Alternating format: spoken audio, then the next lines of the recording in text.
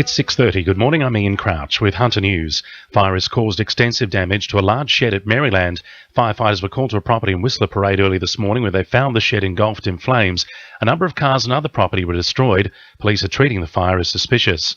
The volunteer firefighter responsible for the devastating bushfire which ripped through Catherine Hill Bay will serve up to 2 years behind bars.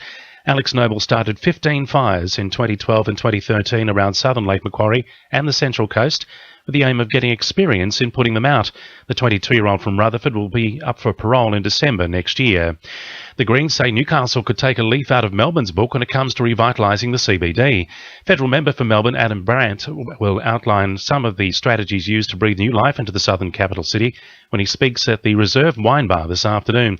Greens councillor Michael Osborne says Newcastle can learn a lot from Melbourne's experience. Where they did strike the balance between having more small bars and venues in the city and also the needs of the local residents. So it'll be very interesting to hear what Adam Brandt has to say, some of the lessons learnt and some of the pitfalls that hopefully we'll avoid in Newcastle. Newcastle export coal prices are continuing to fall, with spot prices currently at $74, down 17% on last year, with experts not expecting an improvement anytime soon.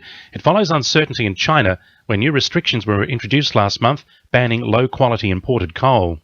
Hunter businesses are soon set to benefit from a new work cover initiative. The agency has launched a glass and glazing project which aims to provide information support on health and safety compliance in associated industry sectors. Tony Williams from WorkCover says Hunter glass and glazing businesses will also have access to advisory visits, regional workshops and rebate programs. The main focus areas are about the way that glass is handled following the importation. So with the reduction in local production of glass, we've got a lot of organisations now, small businesses, that are importing their own glass in shipping containers. The unloading of the glass from those containers is particularly high risk, and that's where we've had a number of fatalities. So we'll certainly be offering some guidance in relation to how they can better order their glass. The Newcastle Jockey Club is banking on a brighter future after years of financial woes. Work started yesterday on a $10 million upgrade to Broadmeadow Racecourse, while the NJC has recorded its first profit since 2008 of around $85,000. It compares to a run of losses over the number of years ago in excess of $1 million. Lake Macquarie residents will be breathing a breath of fresh air after more than 4,000 free plants were handed out at the region's native plant giveaway. Held as part of the Living Smart Festival, favourite plants for this year included grevillea and bottlebrush species, which attract native birds.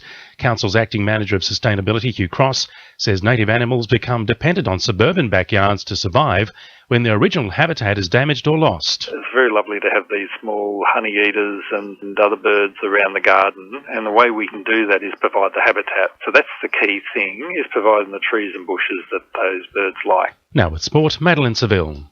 The Newcastle Jets have high hopes to reach the A-League playoffs ahead of their round one game against Central Coast on Saturday. Jets defender David Carney admits they're the underdogs going into the A-League season.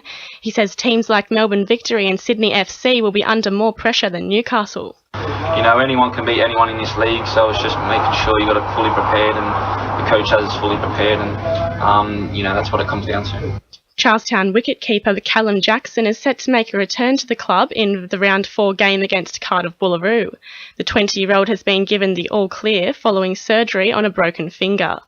And the NRL is still undecided on who to appoint as community representative for the new 7-person board. Members Club Chairman Nick Dan says a board meeting will be held within a fortnight or so to work towards a decision.